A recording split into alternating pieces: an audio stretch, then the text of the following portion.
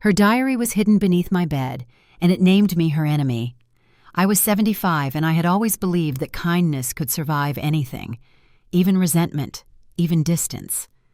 But that belief ended the morning I lifted the floorboard and found her words. The house was quiet, the kind of quiet that comes after too many apologies. Light slid through the curtains, soft and yellow, warming the dust that danced above the bed. The scent of lavender lingered in the air, the same perfume she used to spray on her pillow before leaving for college. I remember standing there, half afraid to breathe, half afraid not to. The diary was wrapped in a pale ribbon, frayed and thin. When I untied it, a photograph slipped out. Me holding her when she was small, her eyes wide with the kind of trust that once made me brave. My fingers trembled. Pages whispered as they turned. Her handwriting was neat, steady. Every loop, every line felt deliberate. The first sentence tore through me. She is not the woman she pretends to be. I sat on the edge of the bed, the boards creaking under my weight. The lavender scent deepened, sharper now, as if it too remembered. My throat tightened as I read her memories, how she described our dinners, our silences, our fights. None of it true, not the way she told it. In her story, I was cold, calculating, cruel. I closed my eyes, but the words burned through the dark. A vow pulsed beneath every sentence. She wanted me to pay. She wanted the truth, or her version of it, to outlive me. And somewhere in those words, I felt her anger shaping into something dangerous.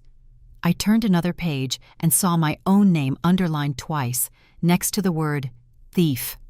She had written dates, 3, 4 years ago, and numbers beside them, as if building a case. She accused me of taking what was hers, though she had nothing I hadn't already given. I whispered to the empty room, "Why would you write this, Elise?" The sound of my voice startled me. It sounded too calm, too measured. Maybe shock makes you quiet before it makes you weep. Outside, a clock chimed 9. Morning stretched forward, indifferent. The house looked the same, but everything inside me shifted. I began to search the pages for reason, for one sentence that might explain the bitterness. All I found were more entries, each one colder than the last. There were moments where she wrote as if I were reading, as if the diary itself were a message meant to be found. "She hides what's mine," one line said, "but I know where she buried the rest." I lifted the mattress, checked beneath it, looked under the old chest. Nothing. The diary's papers smelled faintly of smoke and lavender, a contradiction that filled my lungs like confession. I didn't understand what she thought I'd hidden, but I understood one thing clearly. This was not the voice of misunderstanding. This was the voice of war. Memories tumbled forward, the time she accused me of lying about her father's will, the day she stopped answering calls, the way she looked through me instead of at me. I told myself she was grieving, that time would soften her heart. I see now I mistook distance for healing. I read until my eyes blurred, until my hands shook too much to turn another page. My breath came uneven, half sob, half whisper. She swore I'd pay for what I'd hidden. The air felt heavy with her promise, and the candle on the nightstand flickered though there was no wind. Something inside me, hope, denial, whatever mercy was left, bent and cracked. I closed the diary gently, pressing my palm against its cover like sealing a wound. My heart beat against my ribs in hard, stubborn pulses. She had turned her pain into ink, and I would have to read every word to understand how love had turned to this. Somewhere between the lavender scent and the silence of the house, I made a quiet vow. I would uncover what she believed I'd taken. I would find the truth buried beneath these floorboards, even if it meant tearing open everything I'd spent a lifetime trying to protect. Her handwriting trembled like it feared its own truth. I stared at those lines again, each one thin and precise, yet shaking, like the person who wrote them knew what she was doing, but hated herself for doing it. The words bled through the page in dark ink, accusing me of cruelty, of deception.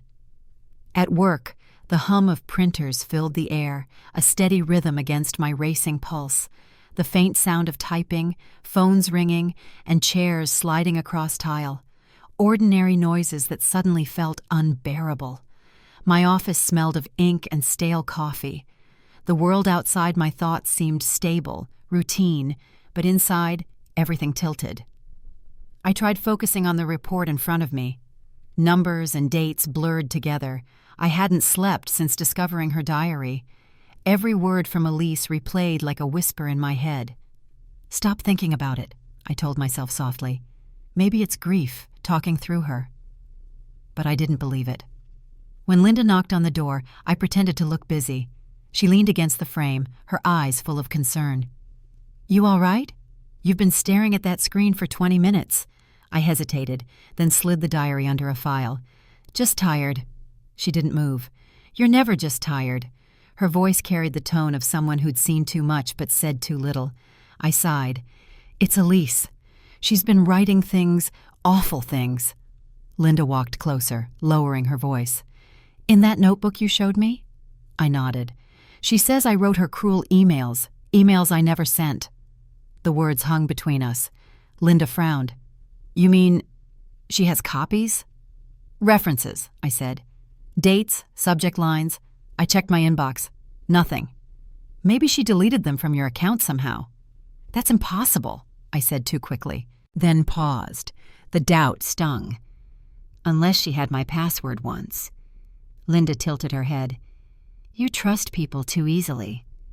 I gave a small, humorless laugh. "I thought trusting your own daughter was normal."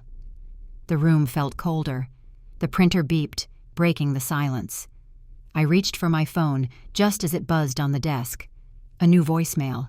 The screen read her name. I pressed play. "Mom," her voice said, soft, rehearsed. "I know what you did. Don't pretend. I'll fix it myself." Then a click, abrupt. The sound cut through me. Her tone wasn't angry. It was calculated, as if someone else had written the words for her. Linda's eyes widened. "That doesn't sound like her." "It doesn't," I whispered. "It sounds coached." The office clock ticked above us, each second louder than the last. The sound folded into the rhythm of my heartbeat. "Maybe she's getting advice from someone," Linda said carefully. "Someone feeding her a story." "I thought of that," I said. "But who benefits from turning her against me?" Linda hesitated. "You said her father's brother had questions about the trust money." I looked away. "That was years ago. He stopped calling after the will settled." She gave a half smile that didn't reach her eyes. "Money doesn't forget people, even when they stop talking about it." Her words lodged somewhere deep. I turned to the window, the glass reflecting my face, pale, drawn, older than I remembered. The mirror of the office cabinet behind me caught the same reflection. For a moment, I didn't recognize myself at all. I whispered, "What if everything she believes is built on a lie someone gave her?" Linda placed a hand on my shoulder. "Then you find the truth before it spreads." I nodded, the echo of her words steadying me. But inside, something colder formed, a suspicion that this wasn't just misunderstanding or anger. This was orchestration. As she left, I unlocked my computer again and opened my sent folder. Dozens of normal messages, nothing strange. But deep in the archived list, one email caught my eye. A blank subject line, dated 2 years ago, addressed to Elise. I clicked it open. The body was empty, except for one line. "You don't deserve forgiveness." My hands froze. I had never written those words. I scrolled down to the footer. It carried my name, my signature block, my contact number. Everything looked authentic. But there was a faint difference. The timestamp was from 2:14 a.m., a time I was always asleep. "Someone's been writing in my voice," I murmured. The office light flickered once before steadying. I sat there, the hum of the machine swallowing my thoughts. The next page spoke of money missing. The bank clerk's smile vanished when he saw my name. He looked down at the computer, then up again, slower this time, as if something in the system had whispered a warning. I could see the hesitation in his eyes, the kind that comes when familiarity meets suspicion. The fluorescent lights hummed overhead, white and cold, washing the counter in sterile brightness. I slid my ID across the desk. "I need a record of recent transactions," I said. My voice sounded steadier than I felt. He clicked, paused, and his tone softened. "Of course, ma'am. Just a moment." Behind him, a printer began its slow churn, spitting out pages one by one. I could hear the sound of paper feeding, mechanical and rhythmic.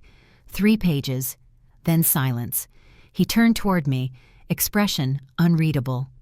"Are these the ones you meant?" The paper trembled slightly in my hand. 3 withdrawals stood out: $2,400, $3,200, and $1,000, each signed in my handwriting, each dated within the same month. But I hadn't touched that account in years. The clerk hesitated. "These signatures look very close to yours." "I didn't make these," I whispered. He glanced toward the office door, unsure whether to believe me or call someone else. "Do you want me to print copies for your records?" "Yes." My hand shook. "Please." He returned with duplicates marked reference B104. The paper felt warm from the printer, almost alive. The ink shimmered under the fluorescent light, and for a second it looked like my name might lift itself off the page and accuse me out loud. I stepped aside to the lobby bench, my pulse pounding in my ears. Paul, my old neighbor, spotted me and walked over. His face carried that half smile of recognition before it softened into concern. "You all right?" "I'm not sure." I handed him the statements. "Do you remember seeing Elise here lately?" He frowned, scanning the paper. "Yeah, maybe 3 weeks ago. She was talking to that same clerk." My stomach dropped. "Did she mention me?" He thought for a moment. "Only said she was sorting out family accounts." Looked tense. "Family accounts," I repeated, the words sour in my mouth. The stakes were no longer emotional. They were tangible, measurable. Money gone. Trust shattered. Paul rubbed the back of his neck. "You should talk to the manager. Get the handwriting checked. People forge things more easily than you think." "I thought love couldn't be forged," I said quietly. He didn't reply. His silence felt heavier than advice. Back home, the light from my bedside lamp flickered against the window. The ledger lay open on the table beside it. I traced the signatures again, the pen strokes too confident to be mine, the loops too deliberate. Whoever wrote them had studied my hand, practiced it. The numbers glared up at me. $2,400 on the 4th, $3,200 on the 12th, $1,000 on the 23rd. All within 1 month. My handwriting, my name, but not my will. I pulled out old bank statements from my drawer, comparing them. The difference was small, but cruel. My real signature tilted slightly left. These imitations leaned forward, assertive, impatient, like someone eager to take. I whispered into the quiet room, "Why, Elise?" The lamp buzzed again, its light fluttering across the papers. In its glow, I noticed something I hadn't before. Each forged form carried the same note in the corner. Verified by assistant manager, ID P7A. I'd never met an assistant manager by that name.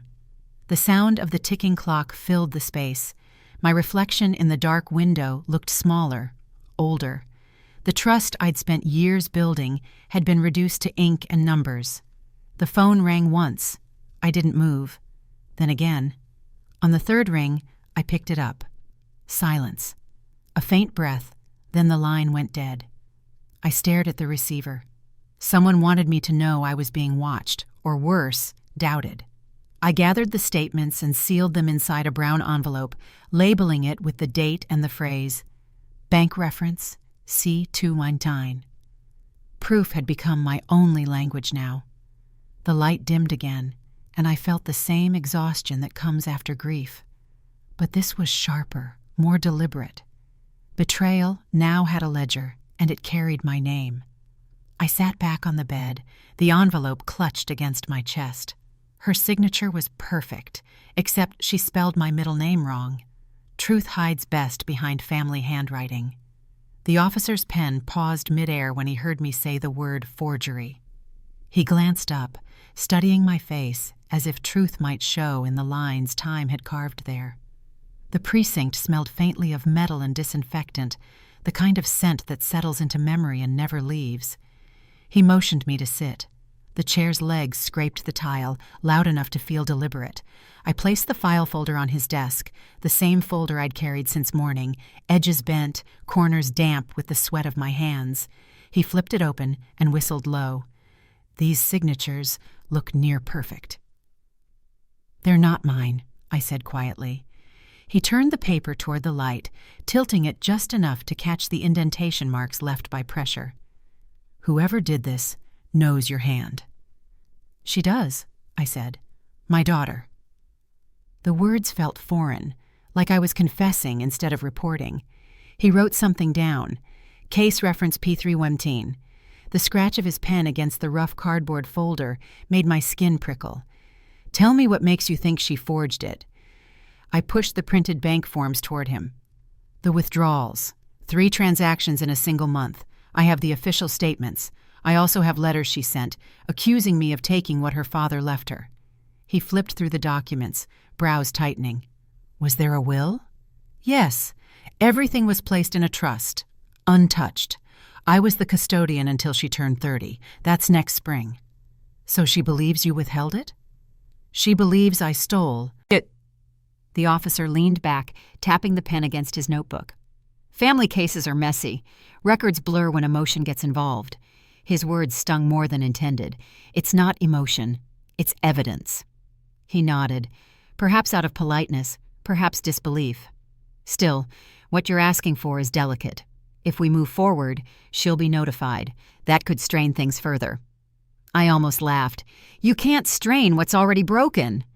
He sighed, reaching for a blank report. All right, let's make it official. He began to write. Each question came like a needle. When did I first notice the withdrawals? Had I confronted her? Did anyone else have access? I answered them all, steady but hollow. At one point, he asked if there had been threats. She once said I'd regret what I did, I admitted, but I thought she meant the argument we had, not this. He nodded slowly, jotting notes. And your witness? Paul Miller, I said. He saw her at the bank weeks before the first withdrawal. The officer made a small mark beside the name. We'll verify that. As he wrote, the sound of the pen scratching paper seemed to echo the last weeks of my life. Lines drawn, trust erased. When he finished, he closed the folder and pressed his stamp down hard. A blue seal that read, Filed, Pending Verification. The mark spread slightly, soaking through the cardboard. I ran my fingers over it, the texture uneven, damp at the edges. He said, You'll get a case number later this week. If we confirm handwriting inconsistencies, you can request a formal review. But, he hesitated. If she denies it, the signature could still hold in court. Even when it's false? I asked. He looked away. Sometimes handwriting convinces better than truth. That sentence stayed with me longer than his warning. As I walked out, the afternoon sun hit my eyes through the glass doors. The light felt too bright after the grayness inside. I stood there a moment, folder pressed to my chest, wondering how something as simple as ink could split a family in half. Outside, traffic hummed and a siren wailed in the distance. I thought about the trust, about how I'd protected that account for years, thinking it was love, not realizing it would become proof of betrayal. My phone buzzed once in my pocket. Unknown number. I answered without thinking. Silence. Then a single breath on the other end. Elise? I whispered. The line went dead. I lowered the phone slowly, my reflection faintly visible in its dark screen. The streetlights flickered to life, one by one, like signatures appearing under pressure. He said the signature could hold in court, if she denies it. Her voice lived on a cassette labeled Mother's Lies. The handwriting across the label was her own, clean, practiced, deliberate. I stared at it for what felt like minutes before I pressed play. A soft hiss filled the room, then a sound that stopped my breath. Her voice, young but sharpened, laced with accusation. She never loved me, she said. She made me small on purpose. The words floated through the air like smoke I couldn't wave away. The cassette wheel spun slowly, steady as the clock on the wall. The two sounds began to blend, the tick and the hiss, syncing in a rhythm I'd remember for the rest of my life. I sat still, hands locked together, listening to my own undoing told in her voice. Each phrase was a memory turned inside out, moments stripped of kindness, truth bent into blame. I heard her talk about the nights I stayed late at work and how she believed I was avoiding her. About birthdays when the cake came from the store, not my hands. The therapist's voice would occasionally interject, calm, neutral, coaxing her to continue. Then, a new voice joined the story, one I didn't recognize. A man's, low, familiar in tone, but not in kindness. "Tell her about the will," he said quietly. Elise hesitated, then replied, "He told me she hid it. That's what started it all." I paused the tape. The room hummed with the silence that follows realization. My blood ran cold. Someone had fed her lies, someone who knew exactly where to wound her trust. I pressed play again. "She keeps everything locked away, the documents, the keys, the truth." The therapist's voice. "And this man, did he show you proof?" Her reply came shaky. "He said he didn't need to. He knew my father." That was enough. I stopped the tape, my hand trembling over the eject button. I recognized the pattern now, the distant relative who'd once questioned the property deed after my husband died. A man who couldn't stand that the house stayed in my name. Anger rose, slow but clean. Not the kind that burns wild, but the kind that focuses. I'd spent months grieving her distance, blaming myself, but this wasn't my failure. It was orchestration. I carried the cassette to Dr. Reed's office the next morning. The clinic smelled faintly of antiseptic and mint. The light overhead was too bright, the kind that made every flaw visible. He motioned for me to sit, his tone soft. "You said it's from Elise's sessions?" "Yes," I said, handing him the tape. "Her therapist sent it by mistake. It was supposed to go to storage." He frowned, examining the cassette like it might break under his fingers. "This shouldn't have been released. Confidentiality breach. I'll have to notify the board." "I don't care about policy," I said. "I care about truth." He met my eyes. "You're saying someone manipulated her?" "Yes, a relative. He used the story of the will to poison her against me." Dr. Reed leaned back. "If this is what it sounds like, you'll need access to her file to prove outside interference." "She signed release forms years ago," I said, "before everything went wrong." "Then we can request access. But prepare yourself. Sometimes what's written in those notes, it's hard to read." I nodded. "I've read worse. I've read her diary." He gave a small, sympathetic smile. "Then you already know the tone." We played the tape together. He listened in silence, taking notes. When it ended, he turned to me. "The timestamps. These sessions overlap with the dates of the withdrawals, correct?" I blinked. "Yes. 3 weeks apart." "That's not coincidence," he said quietly. "This was coordination." I looked at the spinning reel one last time before he stopped it. The clock behind him ticked the same way it had in my kitchen, the same reminder that time moves forward even when truth lags behind. Dr. Reed placed a hand on the folder. "We'll file for access under your legal right as co-custodian of the trust. If her mind was influenced, it needs to be documented." I nodded. The anger in me no longer felt corrosive. It felt like fuel. For the first time, grief wasn't the only thing guiding me. As I stood to leave, he added quietly, "I've seen patterns like this before. Parents rewritten into villains. It's never just one voice behind it." I turned back, the door half open. "Then whose voice was it this time?" He didn't answer at first. Then, almost as if to himself, he whispered, "You're not the first parent she named." A rusted lockbox carried the sound of betrayal. When the latch cracked open, it didn't echo. It sighed, like it had waited too long to be found. The metal felt cold in my hands, edges rough, and the smell of dust carried a faint bitterness of neglect. Inside lay documents that had outlived trust itself. Clark sat across the table, glasses low on his nose, eyes scanning the paperwork under the dim office light.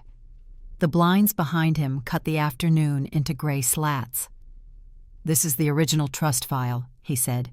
"Your late husband's signature, dated 15 years ago. Principal, $50,000. Still untouched." I nodded, fingers tracing the embossed seal on the front page. It had hardened over time, flaking slightly where the wax met the parchment. "Elise believed I took it," I said. "She said I used it for myself." He flipped another page. "No withdrawals made by you. Interest compounded yearly, reinvested. Balance steady." His tone changed when he reached the back sheet. "But here's the problem." He slid one document toward me. Transfer requests, 3 of them, each dated within a single fiscal quarter, each marked education expenses, totaling $9,000, each electronically signed with my name.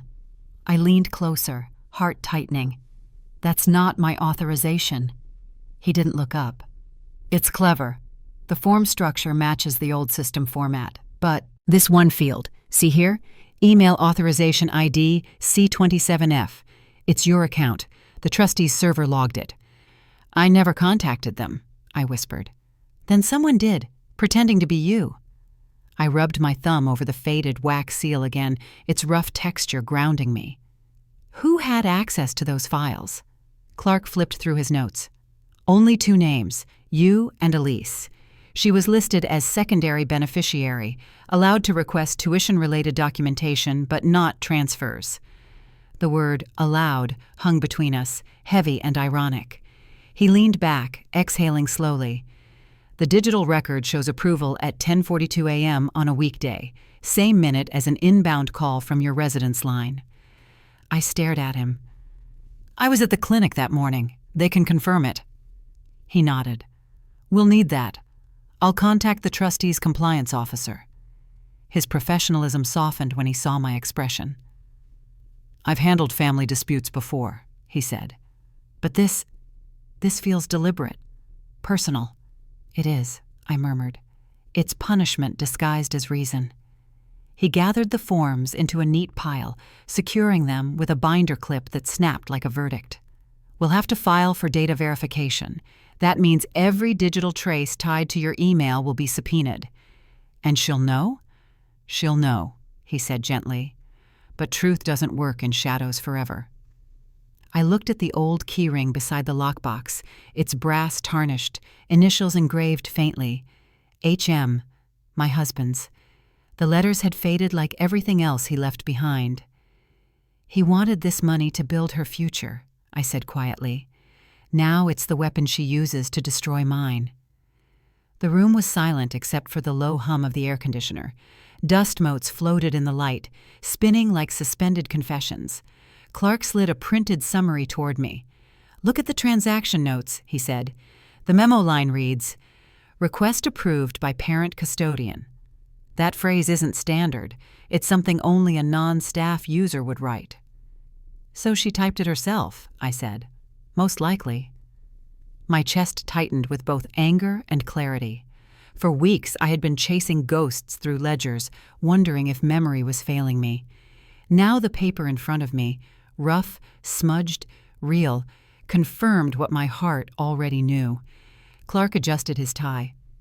"The institution will verify, but from a legal standpoint, this is forgery layered through misrepresentation. If you press it, it becomes criminal." "Press it," I said. The words came out steadier than I felt. "I've lived under accusation long enough." He nodded, writing something down. "We'll submit a notarized statement with reference D41A for verification. I'll also request a digital copy of the original authorization packet." I nodded absently, staring at the envelope seal on the final page. When I brushed my fingers across it, tiny grains of wax rubbed off like residue of old promises. Clark's voice softened.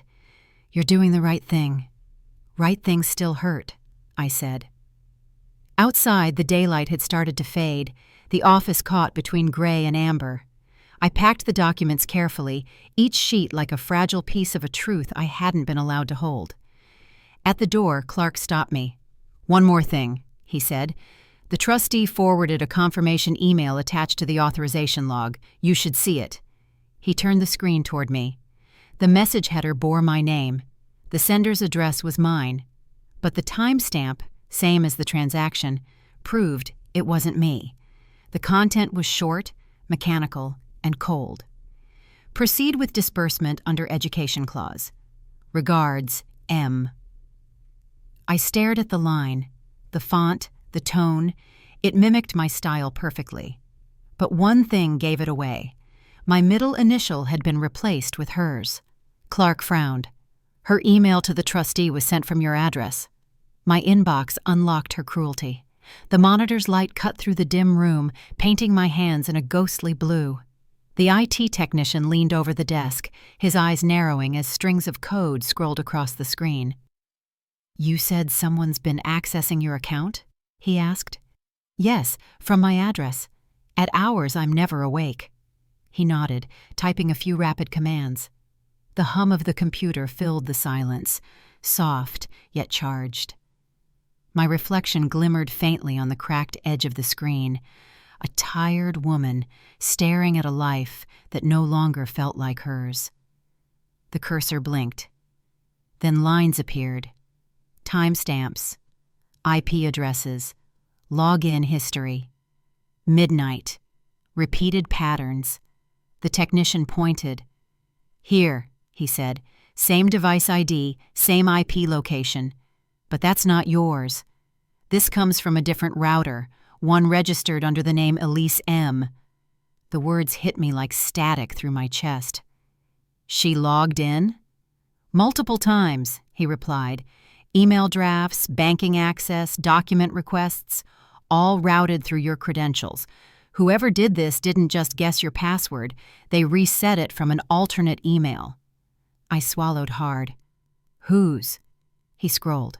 The address appeared, a subtle variation of mine, one extra character, barely noticeable. I whispered, "She made a shadow account." He nodded. "And used it to authorize transactions.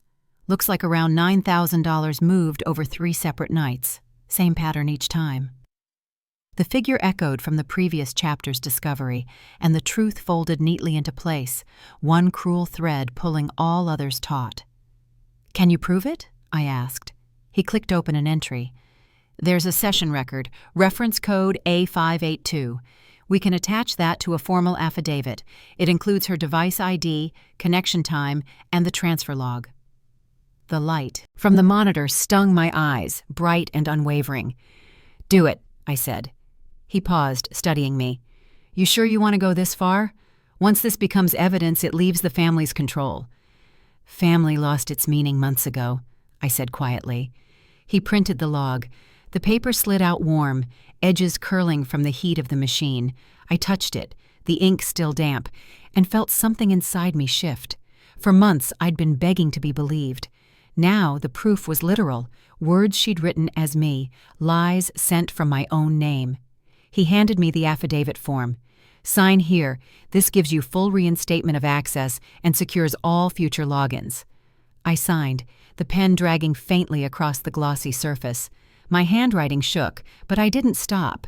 The stakes weren't about money anymore. They were about ownership of truth. He leaned back, exhaling. "We'll flag her device from the system. She won't be able to log in again." The words were meant to comfort, but they didn't.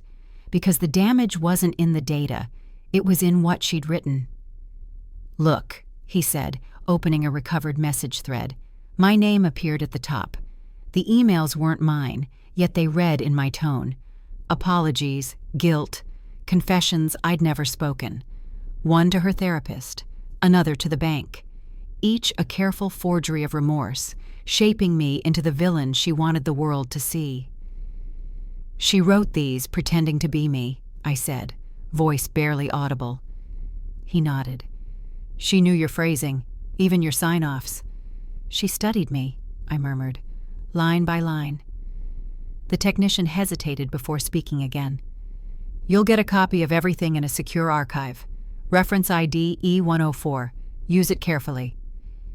When he left, I remained seated, the glow of the lamp washing over the desk. Dust floated in the beam like fragments of something once whole. I clicked open my inbox again, scrolling through every trace of her deception. Drafts unfinished, messages unsent. One subject line repeated 3 times. Forgive me when you read this. I didn't open them. I couldn't. The lamplight flickered once, and I thought of how easily light betrays its own source, bright enough to reveal, harsh enough to blind. I filed the affidavit online. The confirmation page blinked. Access rights restored. For the first time in months, I felt ownership return. Small, quiet, earned. As I shut down the computer, the screen dimmed to black, catching my reflection one last time. Behind me, the lamp hummed faintly, its glare softening. Then the technician's words echoed back. She won't be able to log in again. Except one log entry remained at the bottom of the list. Timestamp, yesterday.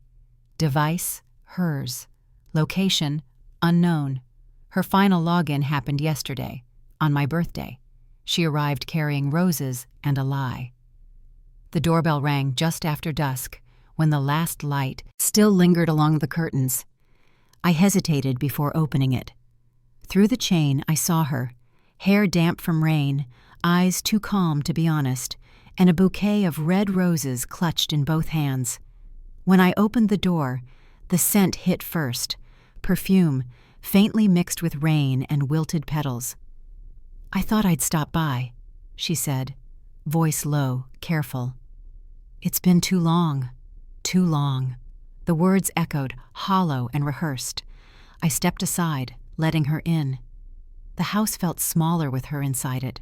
She moved like a stranger walking through someone else's memory, her gaze skipping over the framed photographs, the clock on the wall, the small details of a life she'd once belonged to.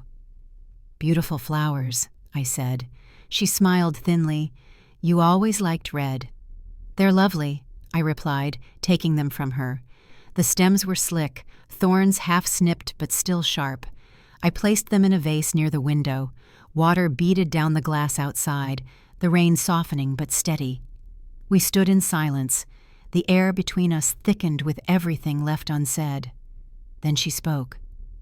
I didn't come to argue. I didn't expect you to, I said, though part of me knew that was exactly why she was here. She reached into her bag and unfolded a small piece of paper. It was creased, the edges damp. She slid it across the table toward me. What's this? Just something to clear the air. I looked down, her handwriting, still neat, still deliberate. But the message cut deep. Send $10,000. I'll make the noise stop. I'll tell them the truth. My stomach turned. The rain outside grew heavier, a slow percussion against the window pane. I looked at her. What noise? She tilted her head. People talk, Mom. They think things. The police file, the money, the trust. They're starting to wonder. Her voice was calm, but her hand trembled slightly. You made them wonder, I said. You fed them stories. She exhaled, trying to sound tired instead of guilty. Maybe I did. But we can end it here. A pause. $10,000 isn't peace, I said softly. It's ransom. She looked away. You can afford it. I could hear the old bitterness behind the words, the same one that had driven her to tear pages from her own diary, to replace love with accusation. Sit down, I said. She did, but barely met my eyes. You think this is about money, I continued. But it's not. It's about power, about who controls the story. Her jaw tightened. You don't understand. I understand perfectly, I interrupted. You forged my name, my words, my voice, and now you're trying to sell back my silence. She blinked, taken aback by the calm in my tone. For a long moment, neither of us moved. The scent of the roses hung in the air, sweet, suffocating. I picked up my phone from the table and tapped the screen, pretending to check a message. The recording icon glowed faintly in the corner. You don't have to do this, she said, her voice softening. Neither do you, I replied. But here we are. She reached for my hand, but I didn't let her touch it. Please, she whispered. I'm tired. So am I said, tired of pretending we're on opposite sides of the truth. The wind shifted outside, rattling the door chain gently. It felt like the house itself was holding its breath. She stood abruptly, slipping the folded letter back into her purse. You'll regret this, she said. I met her gaze. No, Elise, I regret trusting that love could survive blackmail. Her eyes flickered, hurt, then defiance. She turned toward the door. Leave the roses, I said quietly. They'll wilt faster than you think. She hesitated at the threshold, then walked out into the rain without another word. I closed the door slowly, the latch clicking shut like punctuation. The scent of perfume lingered, faint but invasive. I lifted my phone and saved the recording, proof, quiet and unshakable. Outside, the roses leaned toward the window light, already drooping. Their color bled into the vase water, red fading into gray. I whispered to the empty room, Love isn't blackmail, Elise. The town learned our sins before I could defend them. By morning, my phone wouldn't stop ringing. Neighbors, old friends, even strangers with too much curiosity and too little mercy. The sound of each vibration felt like a heartbeat I didn't want to claim. Someone had posted excerpts from her diary on the community board, twisted sentences, cropped dates, and captions that painted me as the villain in her rewritten truth. My name sat there in bold type, pinned beside the grocery store hours and missing pet flyers, like a public warning. I drove past the board once, pretending not to slow down. The paper edges flapped in the wind, each tack holding a lie steady against the rain. By noon, the whispers had grown legs. At the bakery, 2 women fell silent as I entered. At the pharmacy, a man I'd known for years gave me a polite nod, too polite. The weight of judgment moved faster than any fact ever could. Pastor John called that evening.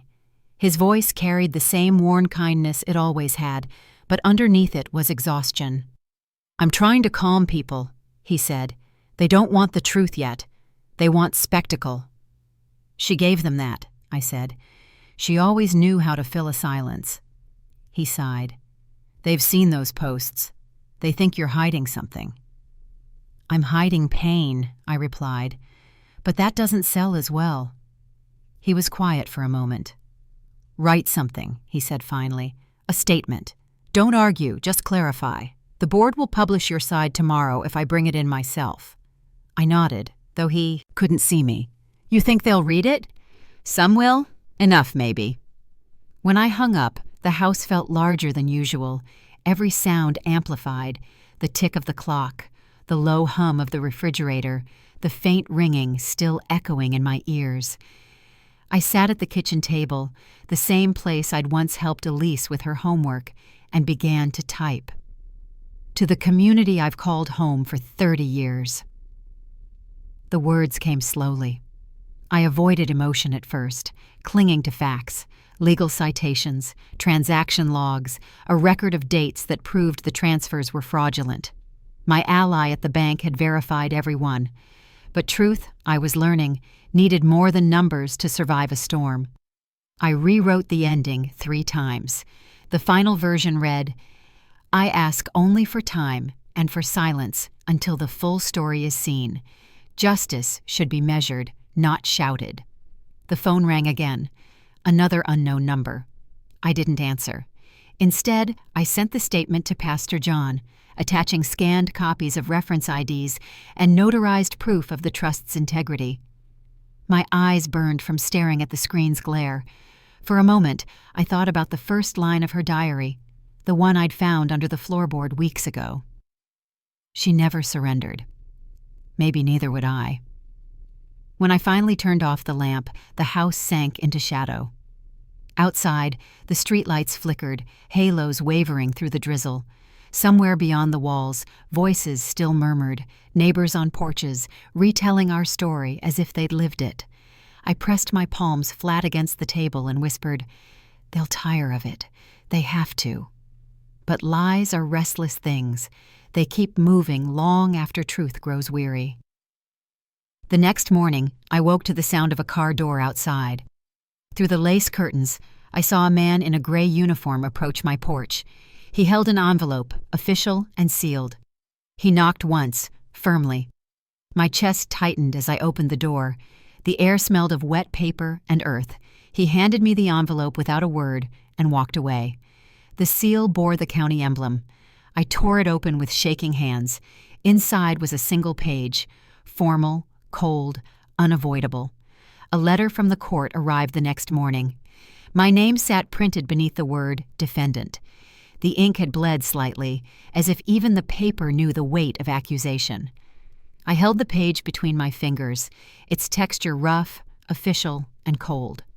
The seal at the bottom shimmered faintly in the afternoon light, one strike of authority, final and merciless.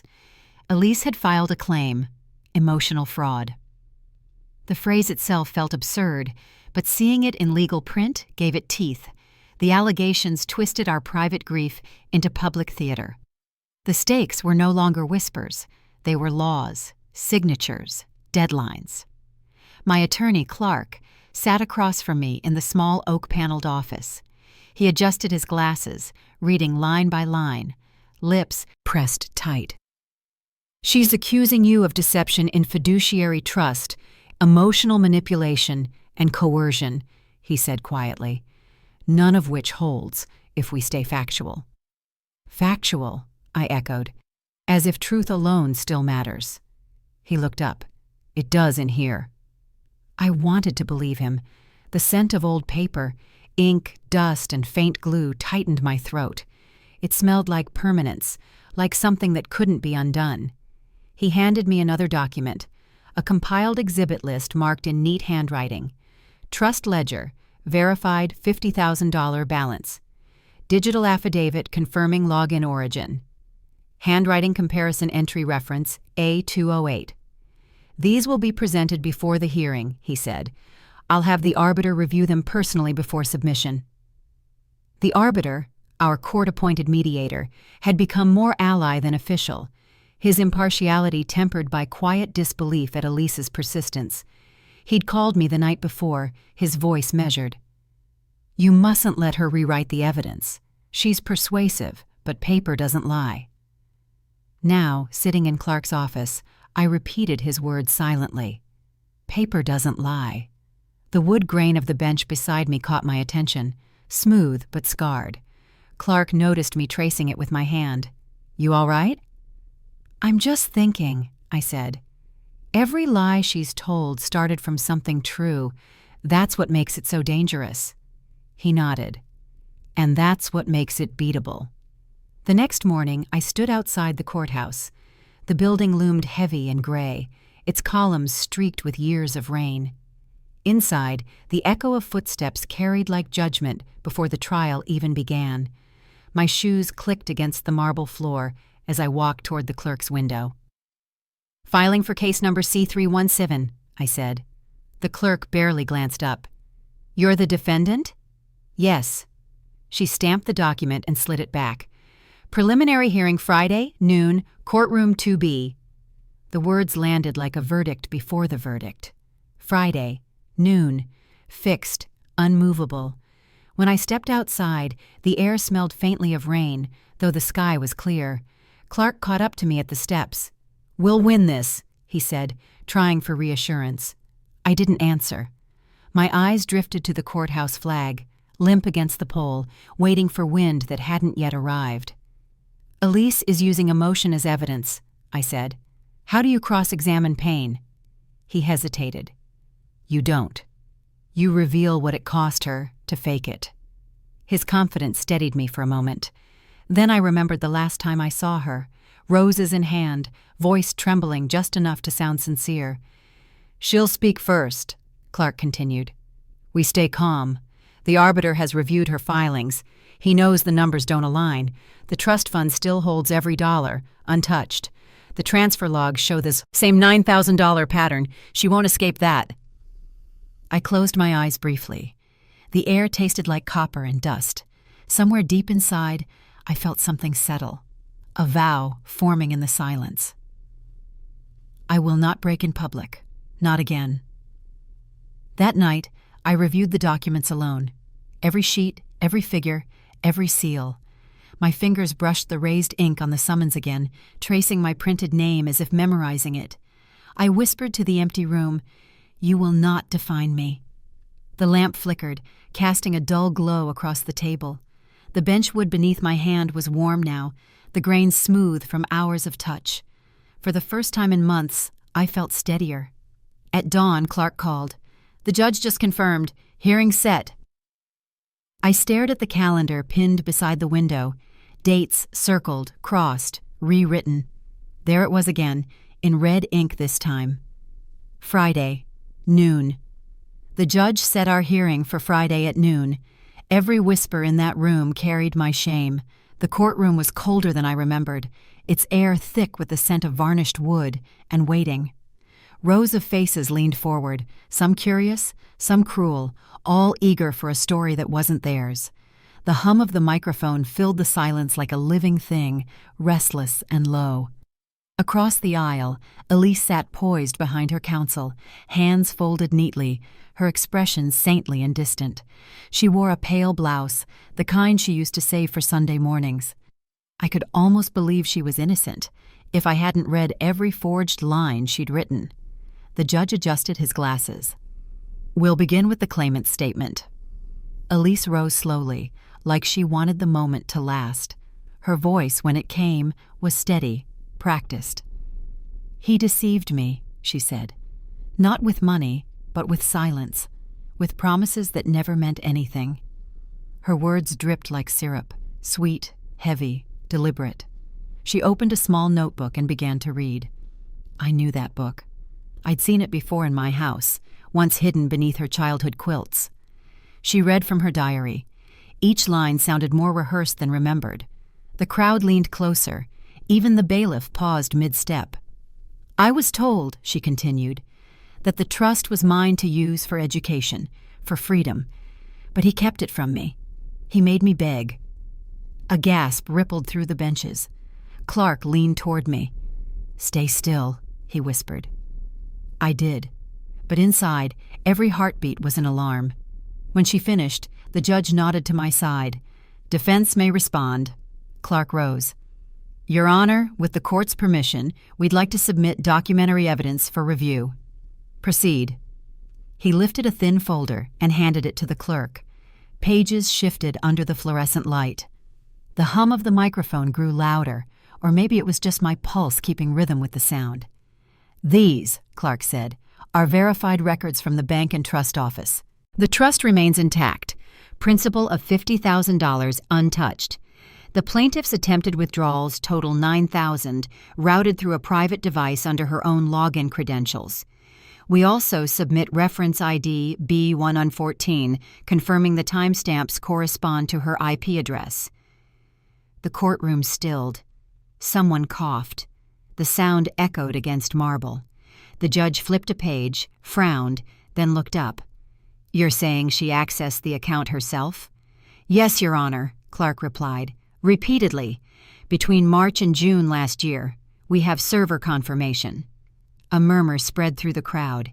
Elise's attorney shifted uneasily, whispering into her ear. The judge gestured toward me. "Do you have additional corroboration?" My witness, a quiet IT specialist named Peter, stood from the second row. "Yes, Your Honor. The access log lists her home router. Entry time, 11:42 p.m. on April 7th. Elise turned sharply, her composure faltering for the first time. "That's not possible," she said. "I wasn't even home." Peter adjusted his tie. "The record places the signal within 20 feet of your listed residence.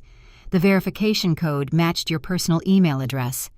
The judge leaned back, eyes narrowing. "We'll allow the evidence. Please play the recording." Clark nodded to the bailiff, who set a small device on the table.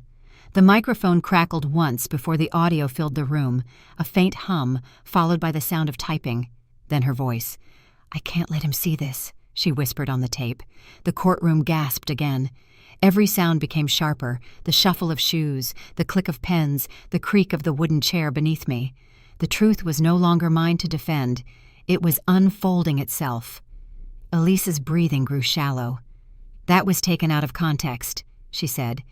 The judge raised a hand. "You'll have your chance to clarify. For now, the court recognizes this material as admissible evidence." I exhaled slowly, feeling the years of restraint press down, then lift. The hum of the microphone softened as if it, too, had been waiting for release. Across the room, Elise's face lost its composure. Her shoulders stiffened, her hands gripping the table's edge. I watched her eyes dart to the gallery, then down to the polished floor. The judge cleared his throat. "We'll reconvene tomorrow for final review. Until then, this court is adjourned." The gavel struck once, sharp, certain. The sound cut through the air like closure in motion. As people stood, the murmur returned, a low tide of disbelief and sympathy.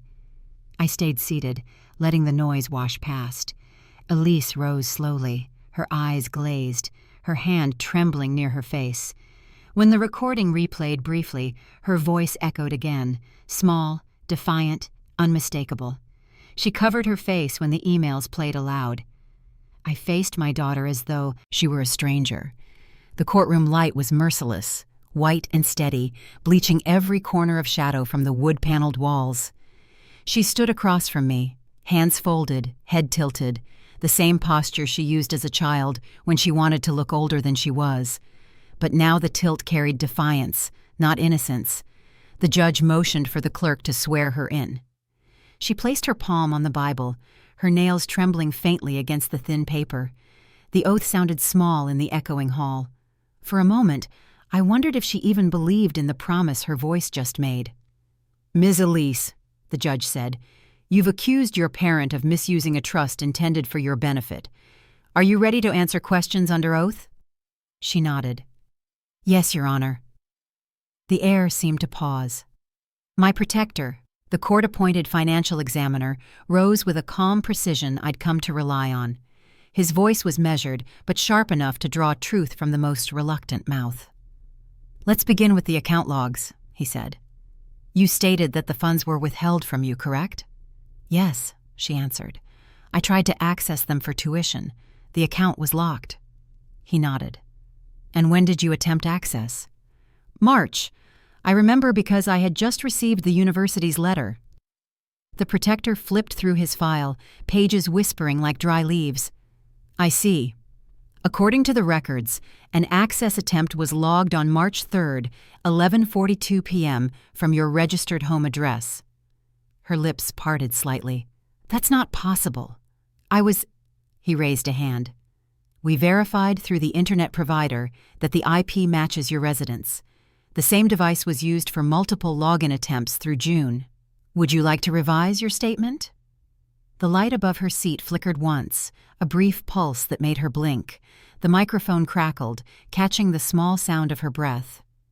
I don't recall those times," she said finally. The protector turned to the judge. "For the record, all trust funds remain intact. Principal of $50,000, no unauthorized withdrawals, no missing interest. Every audit balances to the cent." The murmur began again. People leaned to whisper behind their hands. I caught words carried like stray feathers. "Poor woman. That girl's lost. How could she?" Elise's lawyer shifted uneasily. "Objection, Your Honor. Relevance." "Overruled," the judge said flatly. "Continue." The protector lifted another document, its edges sealed with the court's blue ink. "Your Honor, this oath document is tied to entry reference C-107, signed and dated. It confirms all communications from the claimant's device originated within the defendant's household only after the defendant had surrendered administrative rights." He placed the sheet under the light, and the faint shimmer of embossed lettering glowed across the bench. Elise looked down, eyes darting as though the words might change if she refused to meet them. The silence that followed was heavier than any accusation. The judge broke it first. "Ms. Elise, did you or did you not use your parents' credentials to access the trust without authorization?" Her throat moved, but no sound came. "Answer the question," the judge said, more firmly. She looked up, eyes wet, voice thin. "I just wanted to see what was there. I wasn't stealing." The protector spoke quietly. "Intent or not, it altered the audit trail. It suggested fraud that didn't exist. That's what we're here to correct." Her lawyer leaned close, whispering something into her ear. She shook her head once, almost imperceptibly. I sat still, hands clasped on my lap, feeling no victory, only the exhaustion of truth finally standing on its own legs. I had fought this long enough, now the facts were doing the speaking. The judge turned to me briefly. "Do you wish to make a statement?" "No, Your Honor," I said. "The evidence speaks clearly." And it did. The clerk read out the verified totals one last time. Principal, $50,000. Recorded transfer attempts, 2, both denied by institutional safeguard. The final words echoed under the high ceiling. A quiet exhale passed through the audience, like the collective sigh of a town realizing it had misjudged a neighbor. Elise's eyes flickered to mine, pleading for something I could no longer give. Absolution, perhaps, or the version of love that ignores consequence. I could offer neither. Her lawyer stood abruptly. "Your Honor, we request a short recess to consult." The judge nodded once. "Granted, 15 minutes." The gavel struck. People rose, stretching, murmuring again, while the sound of footsteps filled the space between us. Elise didn't move. The protector closed his folder and whispered to me, "It's over. Let it rest." But I couldn't look away. The light from above dimmed slightly, then steadied. She was still at the stand, one hand gripping the rail as if the wood itself might save her from drowning. Then her lawyer returned, shaking his head. The judge re-entered, robes sweeping behind him. "Counselor, are you proceeding?" He hesitated. "No, Your Honor. The claimant will not continue." The silence that followed was the purest I'd ever heard. Final, clean, absolute. Her lawyer asked for recess, and she did not return. Silence fell before the gavel struck. The sound that followed was sharp, final, like the door of a long-kept prison swinging open. Every person in that courtroom froze. You could almost hear hearts changing rhythm. The judge lowered his hand, the wooden mallet still vibrating faintly against the bench, and cleared his throat. "For the record," he began, voice steady but grave, "after full review of all submissions, this court finds the claimant's evidence falsified." He lifted a sheet of paper, white, crisp, official. "Order number 1127A. The case is hereby dismissed." A pause, a sigh. Then the faintest sound of disbelief rippled through the crowd before the room broke into quiet murmurs. The arbiter, standing just behind the judge's platform, exchanged a brief nod with Clark. It wasn't triumph. It was relief, the kind that sits behind your ribs like air after drowning. My hands remained clasped, trembling slightly against the smooth texture of the courtroom bench. The written notice bore the blue wax seal of justice. The paper itself felt heavier than its size allowed, an artifact of truth, stamped and permanent. I reached for it when the clerk extended it toward me, fingertips brushing the embossed crest. It was warm from the judge's hand, or maybe from the weight of so many lies it had just buried. "Elise has not returned," the arbiter said softly. "The recess expired 20 minutes ago." The judge sighed. "Then her silence will stand in place of testimony." Silence again, thicker this time, the kind that doesn't just quiet a room, it rewrites it. I looked across the empty plaintiff's table, her chair still turned slightly to the side, a pen resting beside an untouched glass of water. The space she left behind felt deliberate, as if she'd chosen absence as her last defense. The judge folded his hands. "This court acknowledges the defendant's cooperation, transparency, and restraint. In matters of truth, it appears only one party honored the oath they swore." Clark leaned toward me, whispering, "It's done. You can breathe now." I nodded, but breathing didn't come easily. Freedom, I realized, isn't light. It presses down, testing the spine that earned it. The clerk stamped the final page with a dull thud, and for the first time in months, the clock on the wall sounded less like a countdown and more like a heartbeat returning to normal. As the crowd began to rise, someone started clapping, soft at first, uncertain. Then another joined, and another, until the sound filled the chamber, violating every rule of decorum. Applause in a courtroom. It shouldn't have happened. But no one stopped it, not even the judge. Clark smiled faintly. "That's for you." I shook my head. "No, that's for what survived." The arbiter approached and handed me a copy of the notice, his tone quiet. "Keep this safe. It's not just a ruling, it's a record of endurance." The seal caught the light, glinting for a second before fading back to matte.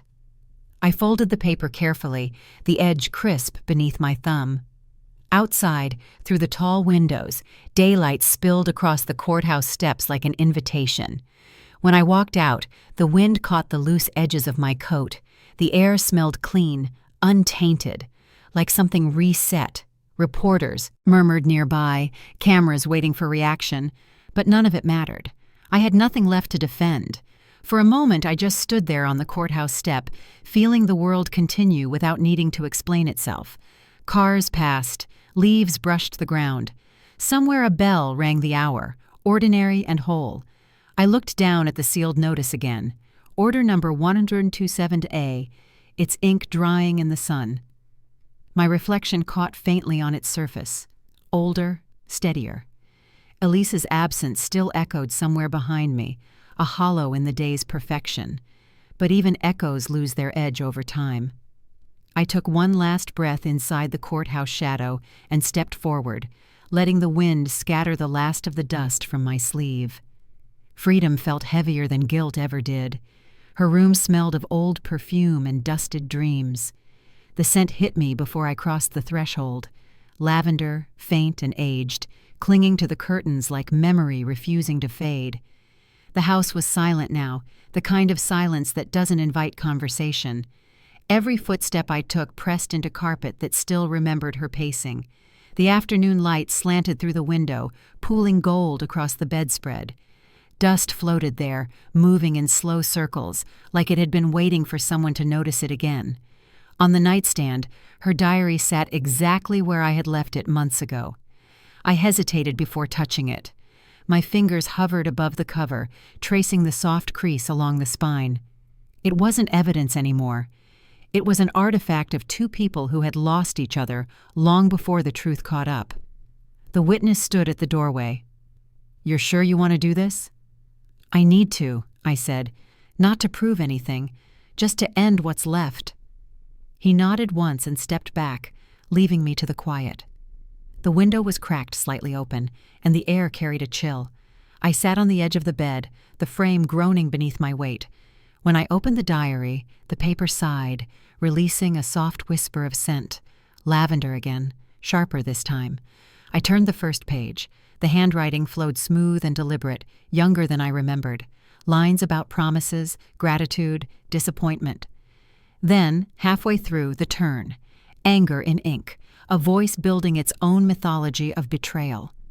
I read until the words began to blur. "I'll make him see," she had written once, "even if it ruins everything."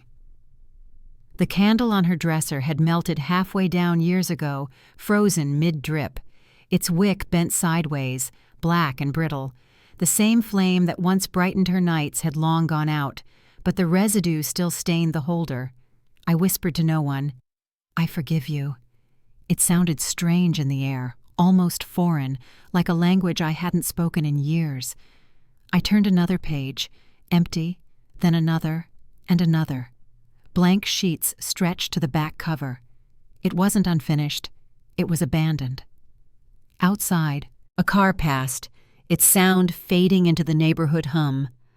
I looked toward the window and saw my reflection caught faintly in the glass, my face overlapping hers in the photo frame beside the bed.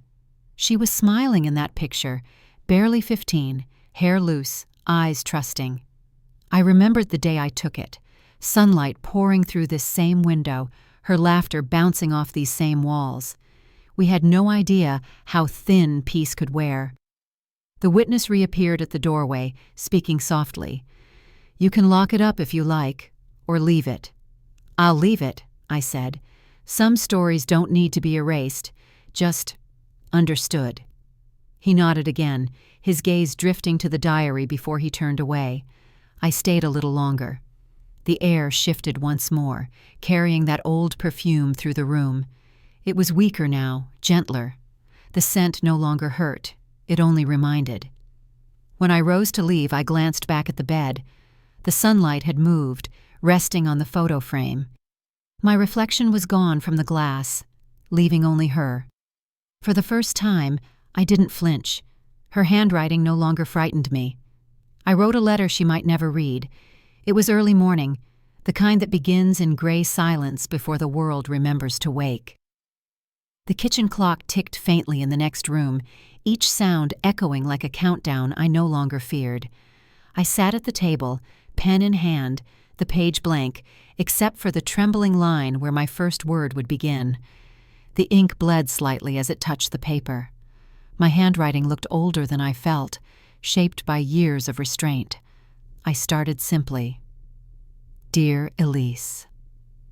Then I stopped. The name alone carried so much history it almost filled the page by itself. I breathed once, steadying my hand, and began again, not to justify, not to accuse, but to remember. "You once said forgiveness was weakness," I wrote. "Maybe it is, but I've grown tired of strength that only defends." The smell of ink, sharp, metallic, anchored me in the moment. It reminded me of the court documents, of every page that once stood between us. But this one was different.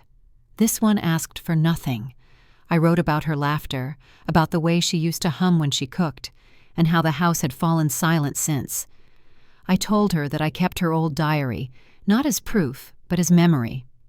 I even mentioned the lavender scent that lingered long after she left, a scent that no longer hurt to breathe in. The letter grew, line by line, like a slow exhale of years I'd held inside.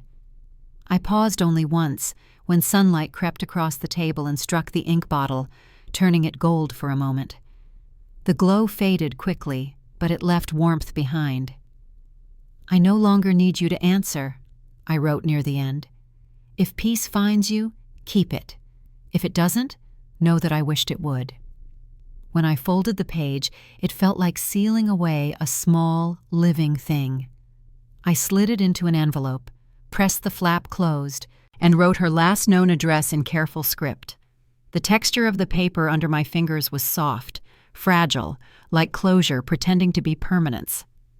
At the post office, the clerk behind the counter gave me a patient smile. "Local or out of town?" she asked. "Out of town," I said. "Far enough that I won't expect a reply." She nodded, weighing the envelope before pressing a small blue stamp into the corner. The sound was soft but final, a gesture both ordinary and sacred. "Anything valuable inside?" she asked. "Just the truth," I said. "And that's only valuable if it's read." The mailbox stood outside, red paint dulled by rain and time. I held the envelope for a moment longer than necessary, thumb tracing the ink of her name. A small breeze lifted my sleeve. Somewhere nearby, a child laughed, the sound light and careless. I opened the slot and slipped the letter in. It landed with a muted thud, paper against metal. A sound that felt like the closing of a door I'd been standing in for too long. The clerk stepped out for a smoke, nodding as I turned to leave. "Feels lighter, doesn't it?" she said. "Maybe that's what peace is," I replied. "Something you can't hold once you find it." The street stretched empty ahead, lined with trees just beginning to bloom again. Their branches swayed in rhythm with the wind, each leaf trembling as if whispering its own small confession. I walked slowly toward the corner, not looking back. The mailbox was out of sight within moments, yet I could still feel its presence, silent, steadfast, carrying a piece of me away to nowhere in particular.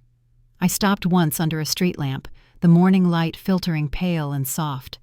The air felt clean, like something had been lifted from it. Behind me the wind rose, brushing against my coat. I imagined the envelope inside, resting with hundreds of others, each one a story, each one a hope someone had decided to release. I didn't pray for her to find it. I only wished the ink would hold long enough for meaning to survive the distance. The wind carried the letter's promise away. Light returned to my house the way truth returns, slowly. It began as a faint shimmer against the window pane, the kind of light that doesn't rush in but asks permission first. The air carried the quiet scent of melted wax and morning dust. I stood in the same room where everything had once fallen apart, the walls holding both the echoes and the silences I had learned to live with. On the table rested the diary, closed, its spine faintly cracked from use. The candle beside it was new, thicker, steadier, a replacement for the one that had burned through every sleepless night. I struck a match. For a second, nothing caught. Then, a bloom of gold. The flame rose, soft but deliberate, and I found myself staring at it longer than I meant to. Its reflection flickered on the glass of the framed photo across the room, the one of her, the one I couldn't bring myself to remove. "I'm not lighting this for grief anymore," I murmured. "I'm lighting it for balance." The flame trembled slightly, as if answering. I sat down, the wooden chair creaking under me. The house no longer felt hollow. There were still scars, yes, but they had texture now, proof of rebuilding, not destruction. The candlelight skimmed the edges of the diary, catching faint ink smudges on its cover, shadows of past battles fought on paper. I opened to the first page, the same one that had begun it all. My handwriting stared back at me, steady, even, a record of pain that no longer ruled me. "Love isn't blackmail, Elise," I read aloud. The words, once written in exhaustion, now sounded like a verdict delivered in peace. A faint wind moved through the half-open window, making the flame bend but not break. Its glow widened, touching the edges of every object, the chair, the shelf, the curtain folds, revealing not perfection, but survival. I remembered the night I had written that line, my hand shaking, my mind spiraling, the darkness feeling endless. But tonight, that same darkness looked honest. It had shown me everything I needed to see. Across the room, the diary's shadow stretched along the wall like an echo of the past, long, quiet, familiar. I reached out and brushed its spine gently. The paper felt warm beneath my fingertips, as if memory itself was breathing. "You can rest now," I whispered. "All of it can rest." The clock ticked twice, steady, indifferent. Life, it seemed, had resumed its rhythm without asking for my permission. Somewhere in the distance, a car door shut, a dog barked, and the world continued, untouched by everything I had survived. I thought of Clark, the arbiter, the witness, all the names that had passed through the chapters of my undoing and rebuilding. None of them were here now, and somehow that made the piece real. This part was mine alone. The candle's flame narrowed, drawing upward like a thin line of gold. I leaned closer, the warmth brushing my cheek. For the first time in a long while, I didn't see loss reflected in the light. I saw return of stillness, of clarity, of self. The house hummed softly, a sound that wasn't quite silence, but something more merciful. The shadows softened, fading into the corners where memory used to scream. I could almost hear her laughter again, not haunting, but human. I closed the diary gently and slid it beneath the candle. The wax dripped once, tracing a small glowing river down the side. It stopped just short of the table edge, cooling into shape, a frozen moment of surrender. I smiled, not the kind born of relief, but of understanding, the kind that only comes after truth has done its work. When I blew out the candle, smoke curled upward, carrying the last of the warmth into the room's quiet air. But the light, even gone, seemed to linger, etched into the walls, steady in my chest. Light never lies. It only waits to be seen.